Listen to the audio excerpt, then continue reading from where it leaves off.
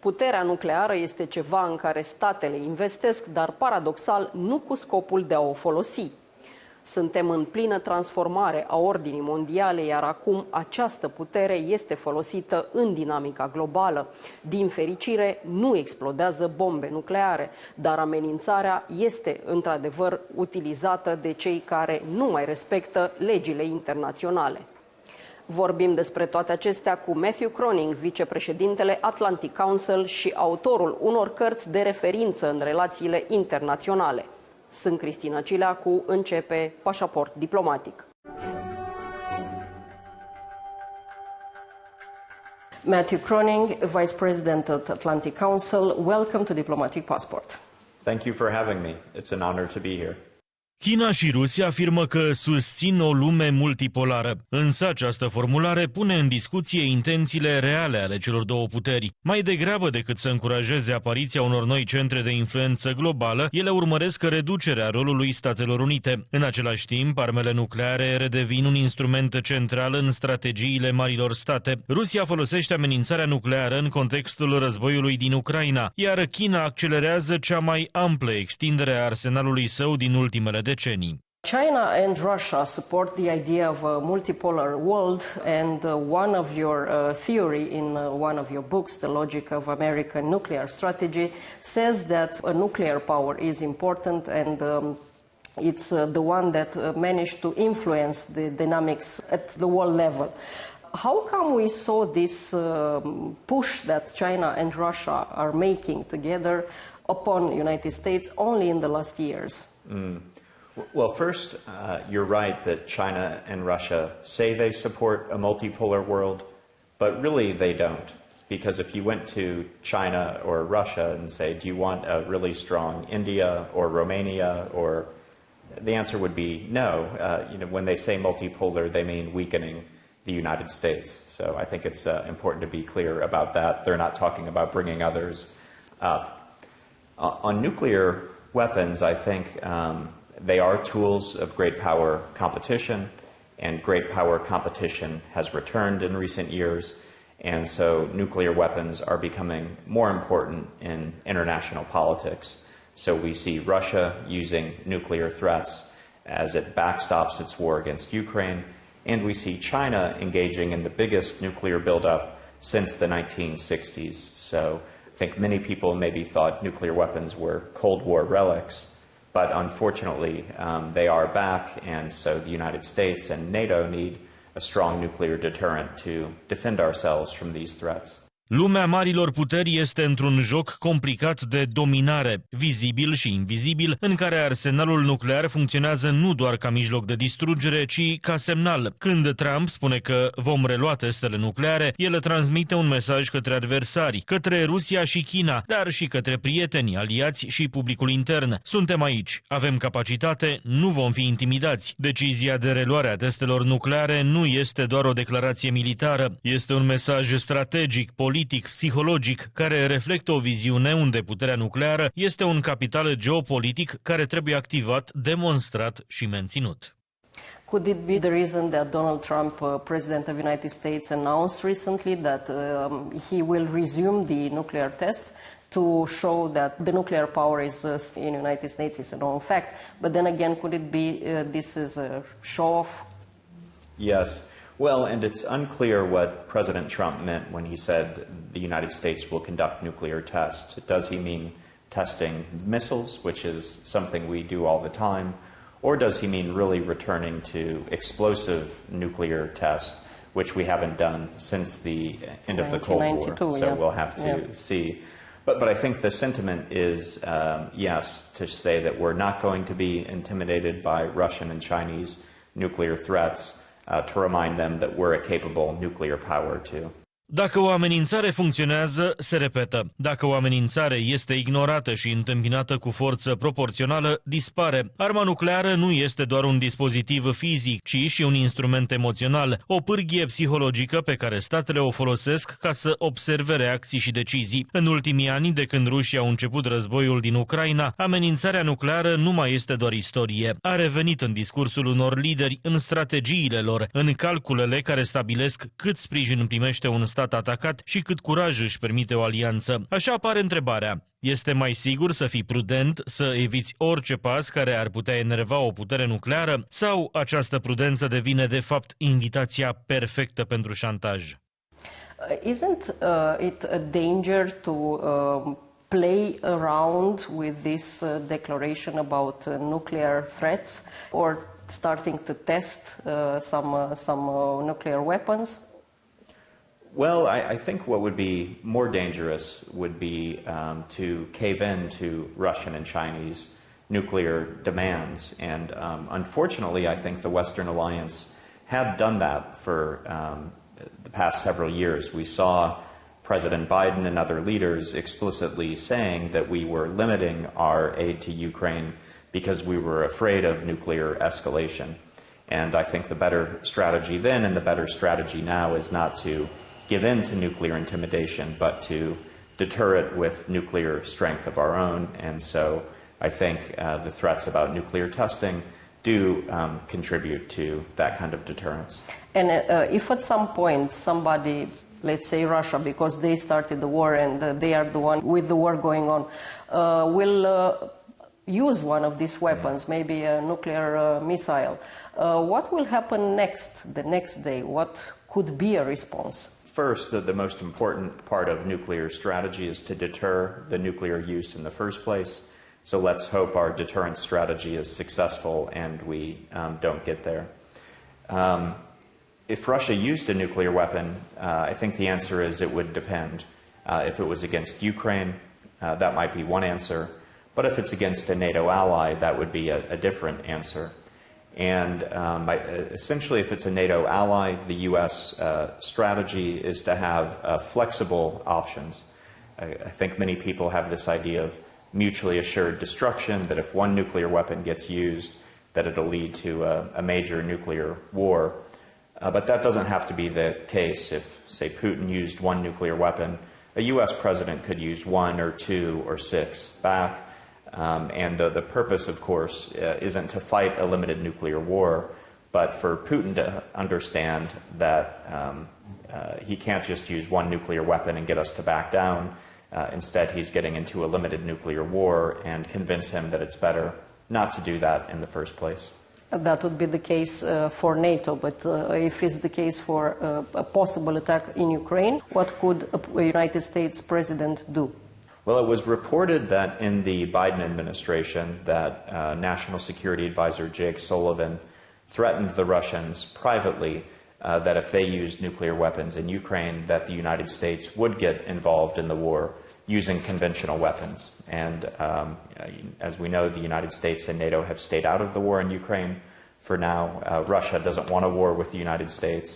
And so I think that would be a pretty effective deterrent, and maybe was an effective deterrent.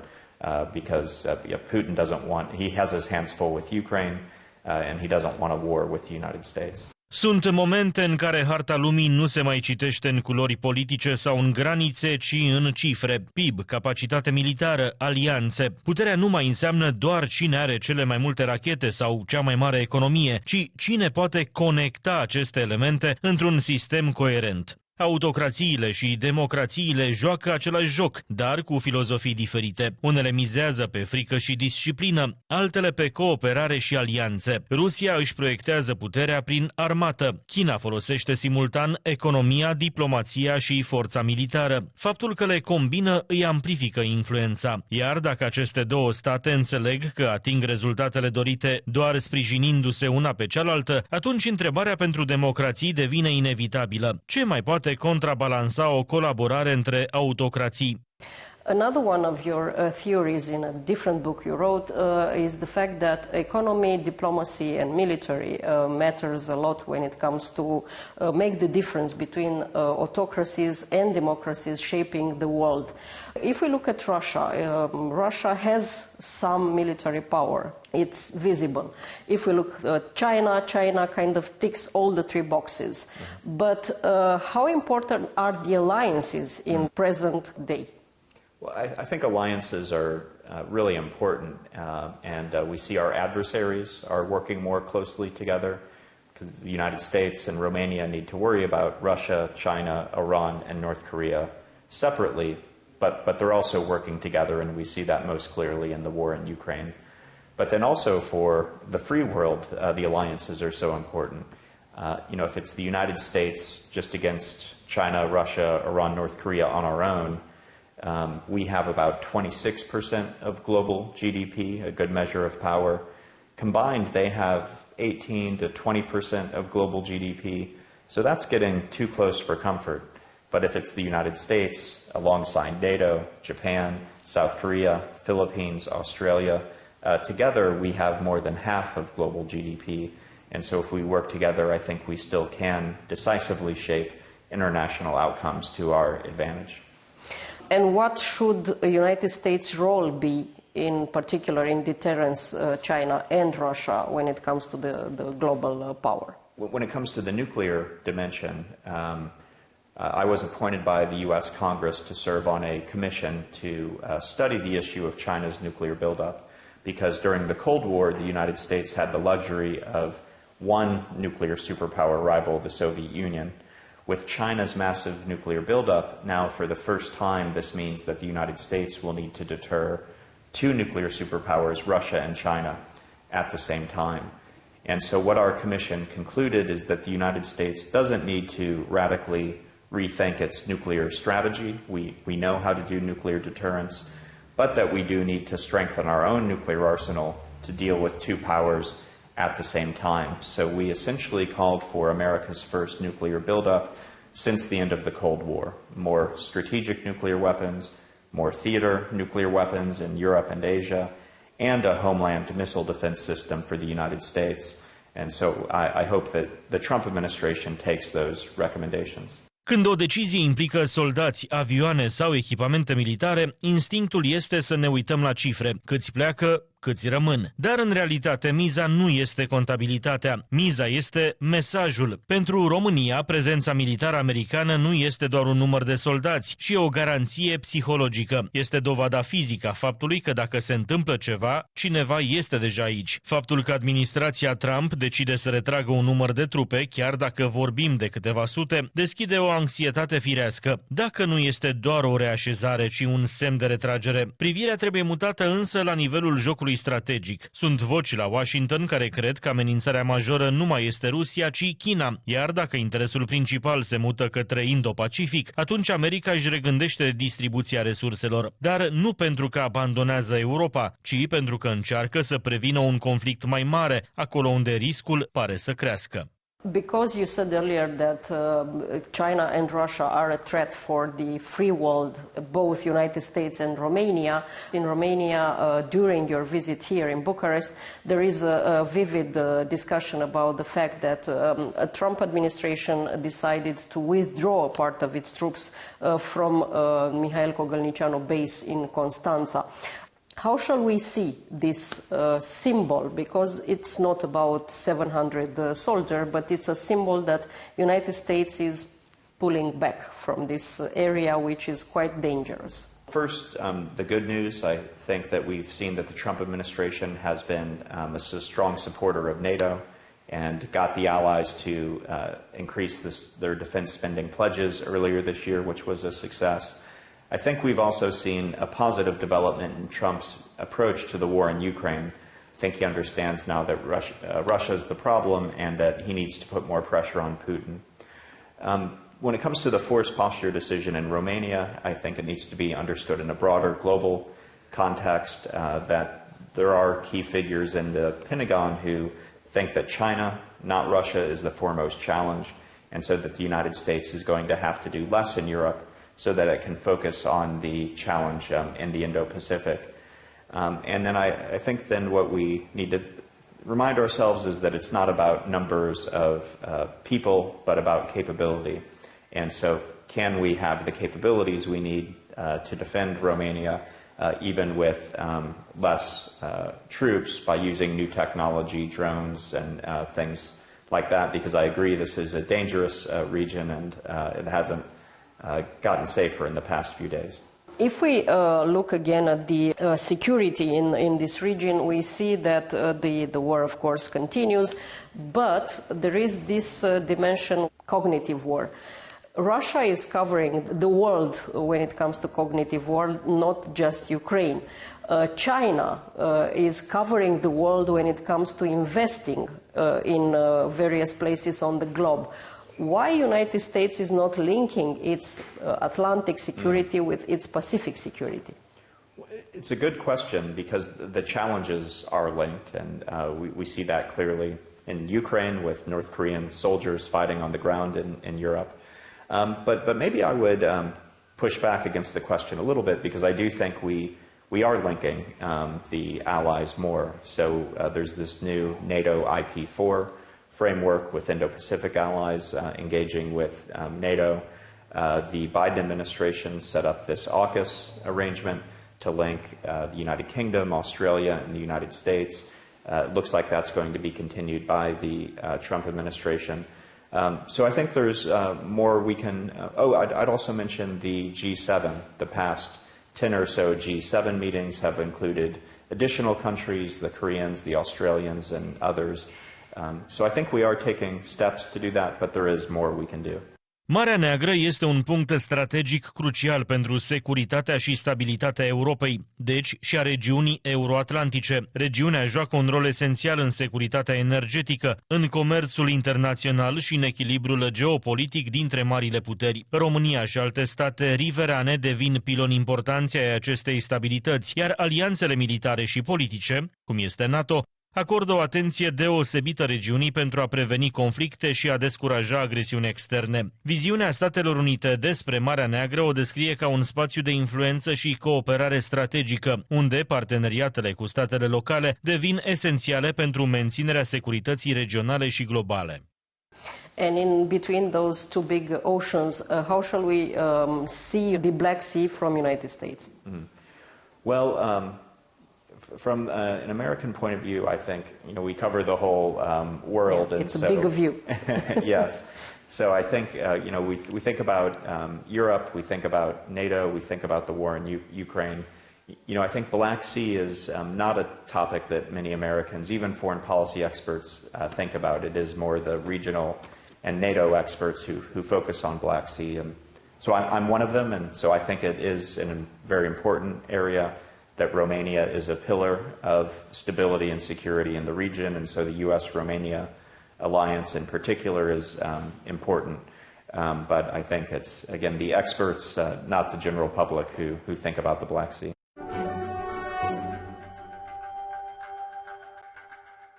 În secolul 21, securitatea națională include amenințările tehnologice. Tehnologia aduce oportunități, dar și riscuri, iar inteligența artificială este exemplul perfect pentru această dualitate. Acum, strategiile naționale de securitate, precum cea a Statelor Unite, se concentrează pe promovarea inovației, protecția tehnologiilor și consolidarea parteneriatelor internaționale pentru a menține avantajul competitiv și siguranța națională.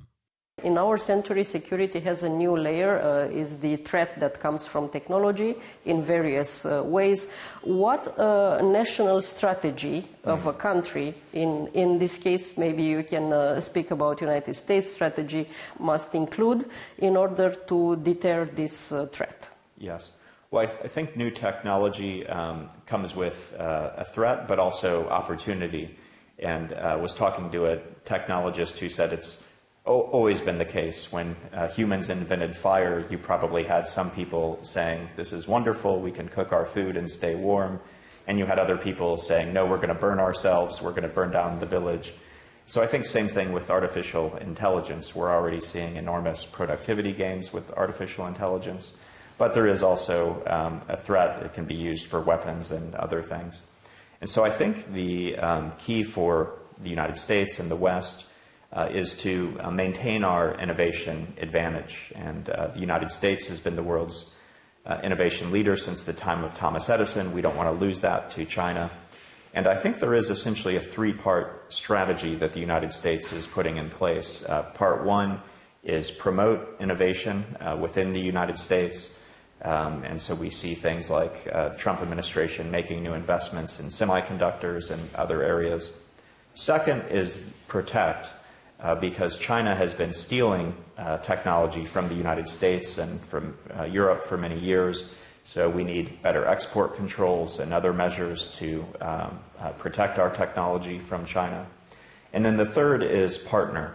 For the reasons we talked about before, the United States is in a much stronger position if it's coordinating closely with its allies in Europe and Asia. And in this entire situation regarding the threats of all layers, what roles shall play the international institutions? Because we see for the last years and many conflicts that usually the resolutions, especially of the Security Council of the United Nations, are not respected. Do we still need this international institution? Or shall we be replacing them with, I don't know, something else, maybe an artificial intelligence supreme? Yes. Well, I'd put international institutions in two categories.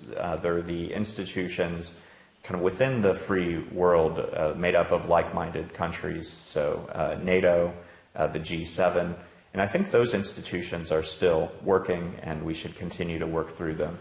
The problem is the more inclusive global institutions like the UN that give China and Russia a seat at the table. And we've seen that they've been very disruptive, including with Russia chairing a UN Security Council meeting as it invades Ukraine. I think two things. One, that the UN is an arena for great power competition, and we should see it as such and press our demands in that institution. But then also, I think, look for ways to route around it and turn to some of these existing institutions, or maybe create new ones that link like-minded democracies to actually get something done, because, the forums with Russia and China just don't really work. Matthew Kroening, thank you so much for this interview. Thank you for having me.